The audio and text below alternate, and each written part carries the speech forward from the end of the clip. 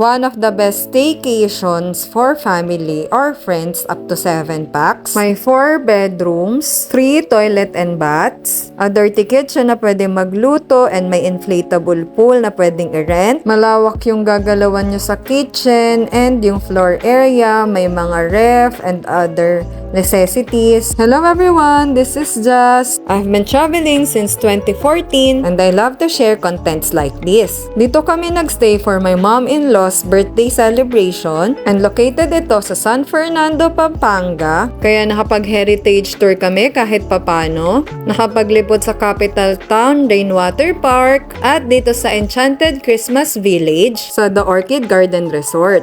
Here's the property tour. Nasa loob siya ng subdivision near highway. Kaya accessible siya. Tapos ito yung parking nila. Good for 2 cars yan and with CCTV. Tapos di ko pala na-videohan guys yung gilid na yan. Malaki yan hanggang likod. May garden and meron din kayong patio. Bago kayo pumasok sa door, may lagayan ng shoes and slippers. Pero don't worry guys, may provided na rin silang slippers for all. Kaya nakakatawa kasi gumawa sila ng paraan para ma-maintain yung cleanliness ng place na hindi magiging inconvenient sa mga visitors nila. And sobrang ganda ng place pagpasok pa lang namin. Modern yung style niya. And halos lahat ng area is Instagrammable. Ingat lang kung may mga bata kayong kasama or mga careless na katulad ko, itabi nyo yung malalaki nilang vases kasi delikado.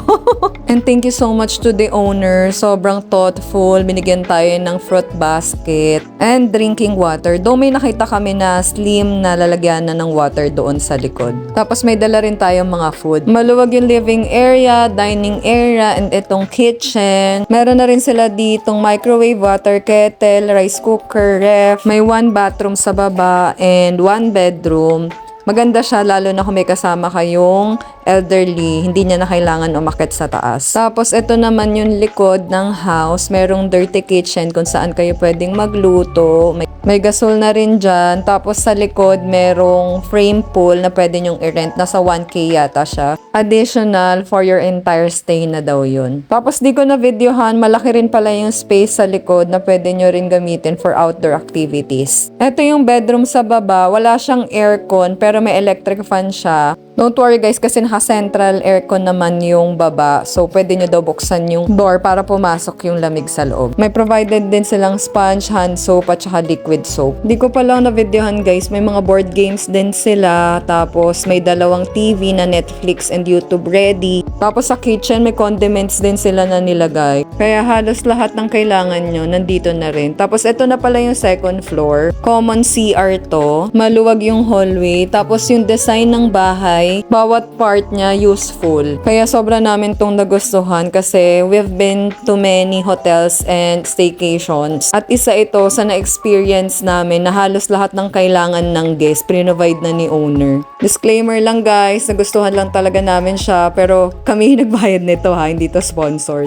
All 3 bedrooms dito sa taas ay fully air-conditioned. Lahat ng rooms may closet and magaganda yung lightings. May towels na rin silang provided for the guests, toiletries, and here's the master bedroom. Parang hindi yata ako mauubusan ng good words dito. Sobrang ganda ng place and malinis, mabango. Nawa ma-maintain ni owner para sa lahat ng mga mag-i-stay, mag-enjoy din sila. May provided din silang hair blower at saka handheld steamer para sa mga damit nyo na ayaw nyong gusot. Ito na yung pwede nyong gawing desk for kung mag-work kayo or mag-aaral, may malaking closet. Wala nga lang guys mirror nandoon sa bathroom. Tapos maganda rin yung accent ng house na malalaking windows. Kasi fan talaga ako ng natural light. Wala nga lang bedside table pero meron namang lalagyanan sa may headboard. And ang kagandahan dito, may sariling bathroom itong master bedroom. Maganda rin yung design niya and itong lightings. May hot shower dito. Doon sa common CR di ko lang sure pero sa baba wala. Sorry, hindi ko alam kung bakit nagganto yung camera ko. Urong nyo na lang yung video guys kung sasakit man yung mata nyo. Syempre, aesthetic pa rin dito. May shower gel na rin silang provided, shampoo and conditioner. And lahat ng CR may shower enclosure. Nakita ko pala sila guys sa Airbnb and doon ko sila binook. Medyo mas mahal siya compare sa direct sa FB page nila. Nasa 11K yata binayaran ko for 2 nights. Ang kaibahan lang kasi nila sa Airbnb kasi pwede credit cards. Tapos syempre sila yung responsible for the owner and the host. Tapos sa Facebook page nila, medyo onti pa lang yung likes kasi bago pa lang yatang gawa. Kaya i-like nyo na yung page nila guys at magstay na rin kayo dito kung naghahanap kayo ng pag-i-stay. Hindi ako mapapahiya sa inyo, sobrang ganda dito. Si mismong owner naman makakausap nyo. Tapos ang alam ko, yung payment doon is cash lang pero mas mababa. Lalagay ko pala yung rate dito. As of September 2025 yan ha, message nyo na lang sila for updated if ever kung when yung mapanood tong video. Tapos nag-set up din pala kami dito for my mama's birthday. Pero don't worry guys, nilinis namin yan bago kami umalis. Kahit bumabagyo ng mga days na yan, sobrang nag-enjoy kami sa pag-stay namin dito. Sobrang ganda ng place, mabait si owner, and napaka-considerate niya. Provided yung mga essentials na nilagay niya dito sa place niya and yung mga needs na usual na kailangan natin pag nag-i-stay tayo sa isang staycation. Tapos share ko lang din itong masayang birthday ng aming mama.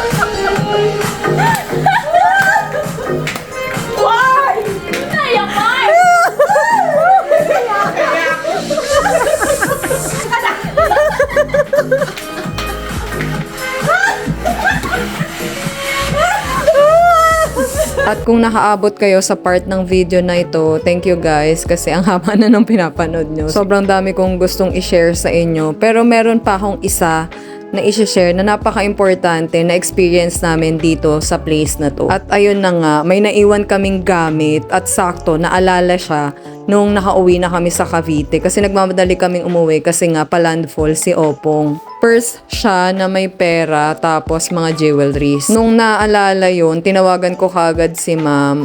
Thankfully sumagot siya tapos nung pinuntahan nila yung place, nandoon nga at naiwan. Tapos sinend niya kagad sa akin yung pera through bank transfer. Tapos yung mismong purse ipapadala niya through courier. Kaya sobrang thank you kay ma'am sa effort, sa honesty, pati doon sa caretaker niya. Thank you so much po. We couldn't ask for a better host than her. From the warm welcome to every thoughtful detail, she made us feel right at home. Ni-record ko pala tong aming video call kasi para may mapakita ko kay mother. Pero nilagyan ko na lang ng sticker tong mukha ni ma'am for her privacy. Thank you so much po. God bless you more and nawa marami pa pong magstay sa place nyo. And nawa marami rin pong katulad nyo na host pa na ang iniisip ang kapakanan ng kanilang mga guests at hindi lang for income.